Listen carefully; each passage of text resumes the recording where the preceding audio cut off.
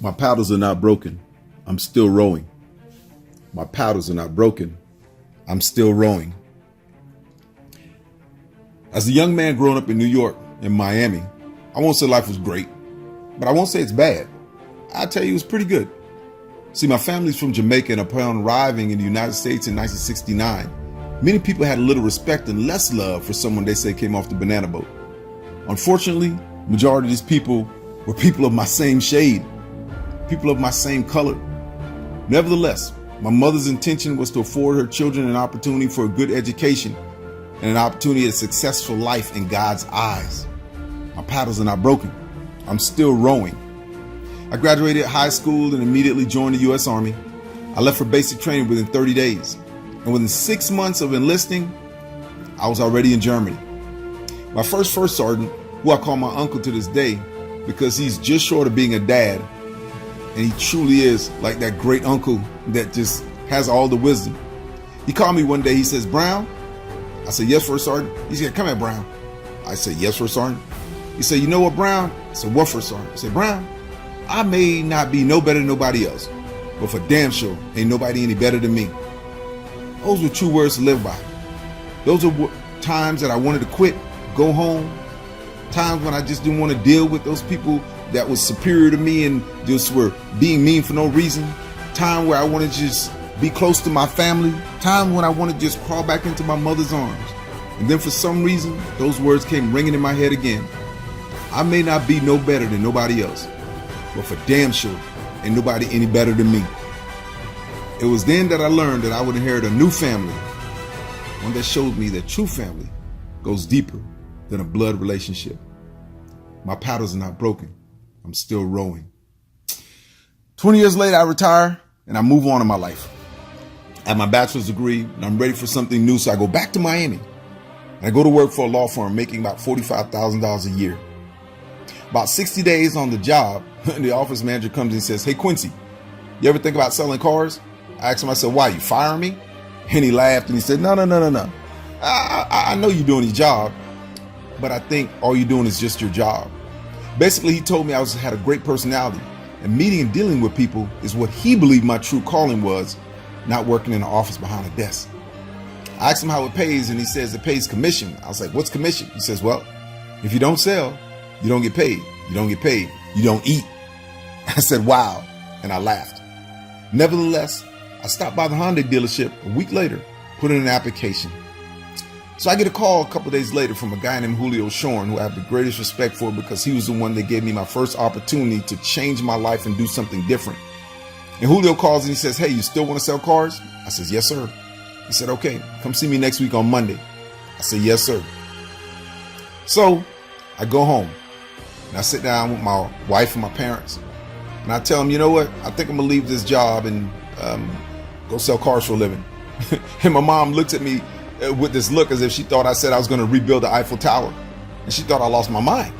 And so my mom is thinking, wait a minute, you're leaving this job that's paying you guaranteed money to go work for a place that you don't know how and when you're going to get paid. Why would you do that? Well, my wife didn't say much, and my dad, who's this real cool Jamaican man who doesn't say much, but when he does, it's something profound. He looks around, looks up, looks over at me, and he says something like, "You know what? If that's what you want to do, I support you." And that was all I needed to hear to accept my challenge, my new challenge. My paddles are not broken. I'm still rowing. I sold cars from 2004 to 2010 at Hyundai, Mazda, Toyota, and Lexus. In spite of not being bilingual and living in a city in Miami where Spanish was becoming the most dominant language, I realized I had to learn quickly. I became successful quickly. And before I knew it, I was making over $6,000 a month within my first 8 months. I was making a lot of money. I was working a lot of days. But unfortunately, I didn't realize that all the days that I was working included Sunday. And I was giving more time to my job and to the money than I was to who afforded me the job and who was helping me to make the money. I spent time at clubs, indulging in things I should not even do because I knew better. I've heard it said that it's a man's own mind and not his enemies or foes that lures him to evil ways. And I was going that direction. My baby daughter at the time was my only true reason for coming home, because some nights I just didn't even want to. She was the one that kept me alive. I may have never come home if not for her. Still, I pay my tithes. I attended church from time to time, but my heart indulged in evil self-gratification instead of the love of God. I was coming apart at the seams. And what's even more is I wasn't in any hurry to stop coming apart. Sometimes I wanted to die more than I wanted to live. I wanted to give up. I wanted to quit. But something kept me even when I didn't keep myself. My paddles are not broken. I'm still rowing. See, I realize I'm still rowing because 1 Thessalonians 5:11 says, therefore encourage one another and build each other up, just as in fact you are doing. I'm still rowing because Isaiah 40:31 says, but those who hope in the Lord will renew their strength. They will soar on wings like eagles. They will run and not grow weary. They will walk and not be faint. I'm still wrong because Joshua 1:9 says, have I not commanded you, be strong and courageous? Do not be afraid. Do not be discouraged. For the Lord your God will be with you wherever you go.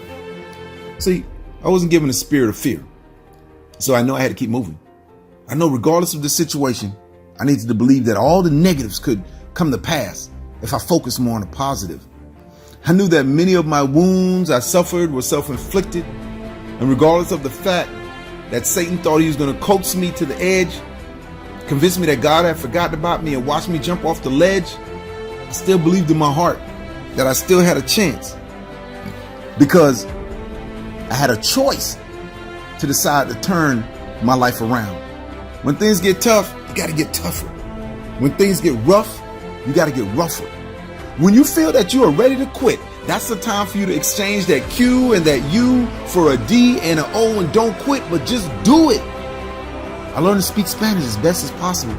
And instead of running from the situation, I embraced it. I worked harder. I learned the language.